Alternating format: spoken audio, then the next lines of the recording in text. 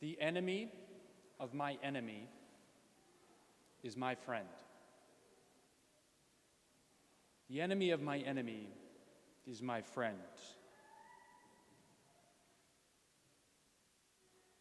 We'll recall from our history books, most of us, that during the Second World War,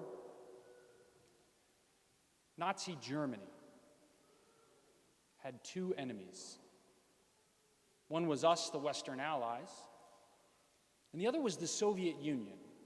We don't oftentimes talk too much about that because we really don't have a whole lot in common with the Soviet Union, or the former Soviet Union.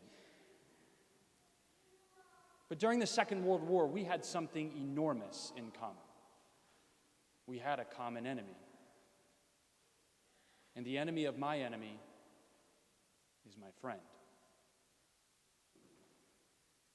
And so, as the Second World War was going on, the Western Allies, as well as the Soviet Union, began to realize that if we fight Germany separately, apart from one another, the thought was at the time, we might not survive. Nazi Germany might actually win out. And so we had to form a coalition of sorts, one that neither the Western Allies or the Soviet Union wanted to form. It was a very cold alliance, a very suspicious alliance. But we had to.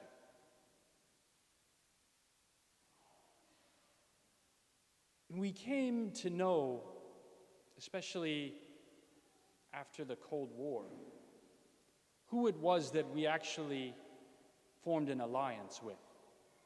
Under the Stalinist regime in the Soviet Union, we formed an alliance with a man and his regime that was not only communist, but was in many ways objectively more cruel and brutal than that of Adolf Hitler and the Nazis.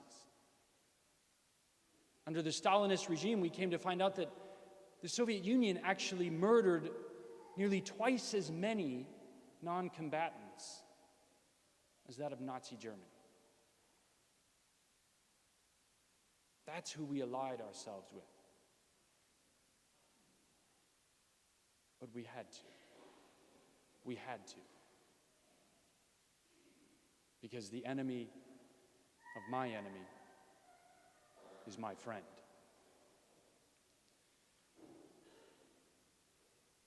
And today we celebrate Easter Sunday. And it's a day where we are reminded that we all have a one certain enemy in common. Every single one of us here and every single one of us not here. The one certain common enemy of all humanity is death. That is our one common and certain enemy. Death. Death comes for us all. Not one of us is left alone. And the reason we can remember that with such joy today is because today also remembers and celebrates the day our God made our enemy his enemy. Today celebrates the day when death became the enemy of God and death was conquered. Today celebrates the day when Jesus Christ crushed the head of the serpent and so crushed our enemy, making him our friend. Because the enemy of my enemy is my friend.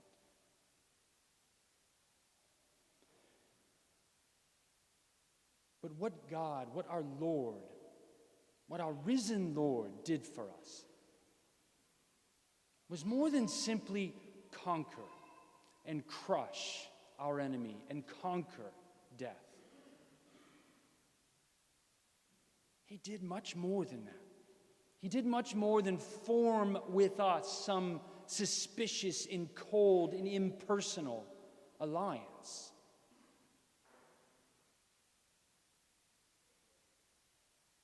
He loved us.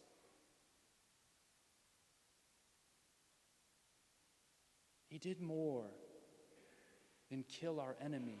He loved us. And as we heard in the gospel from John on Holy Thursday, he loved all of us.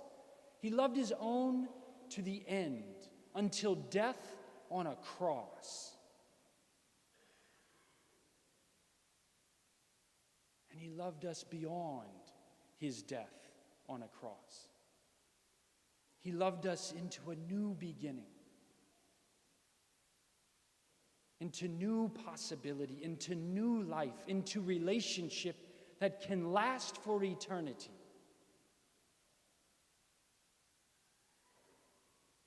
He loved us. But so often, we don't want that last part. So often, Christians in name only want just that cold, suspicious, and impersonal alliance with the enemy of our enemy.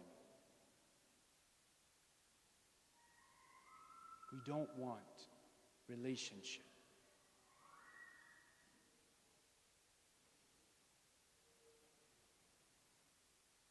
So often we subscribe in our relationship with Christ to just simply, the enemy of my enemy is my friend, and that's it.